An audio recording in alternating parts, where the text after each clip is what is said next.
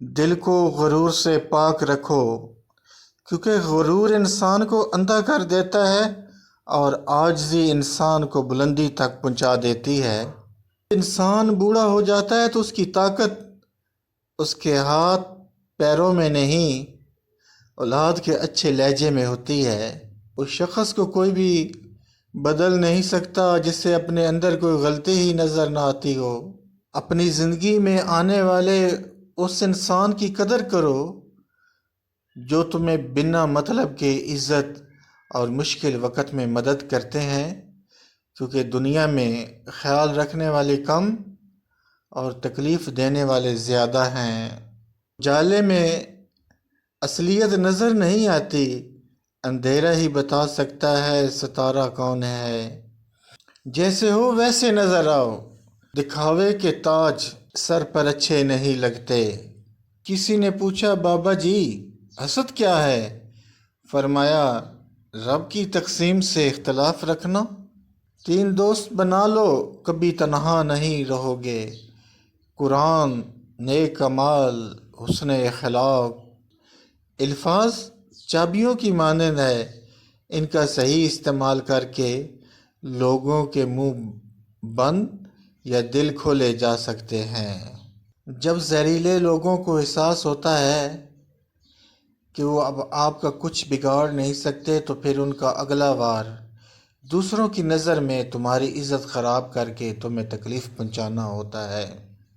جو رشتے آپ کے اچانک دشمن بن جاتے ہیں، دراصل وہ شروع سے ہی آپ سے نفرت کرتے ہیں۔ پتہ اس لیے نہیں چلتا کیونکہ وہ اداکاری اور منافقت میں مہارت رکھتے ہیں۔ انسان کے لیے سب سے بڑی جیل اس بات کا خوف ہے لوگ کیا کہیں گے۔ اپنا میٹھا پانی کسی کھارے سمندر میں کبھی نہ بہانا، نہ تو وہ سمندر میٹھا ہوگا اور نہ ہی تمہاری قربانی کا کوئی فائدہ ہوگا۔ تمہارا تعلق ایسے منافق معاشرے سے ہے جہاں اختلاف رکھو تو بدتمیزی، سچ بولو تو بے ادبی، چپ رہو تو منافقت اور حقائق بتاؤ تو ناراضگی۔ لوگوں کے پھینکے ہوئے پتھر اگر حوصلے سے اٹھائے جائیں تو کامیابی کی دیوار بن جاتے ہیں۔ کچھ لوگوں کو آپ کو برا ثابت کرنے کا ڈرامہ اس لیے کرنا پڑتا ہے تاکہ وہ آپ کے ساتھ کی گئی اپنی زیادتیوں پر شرمندگی محسوس نہ کریں۔ ہار بہادروں کی ہوتی ہے، کیونکہ بزدل کبھی جنگ میں حصہ نہیں لیتے۔ زندگی جینا ہے تو پھر حالات سے ڈرنا کیسا؟ جنگ جو لازم ہو تو مقابل نہیں دیکھا کرتے۔ سچ بولنے کا ہنر صرف وہی رکھتا ہے جس کے تعلقات ضمیر سے ہوں، دنیا سے نہیں۔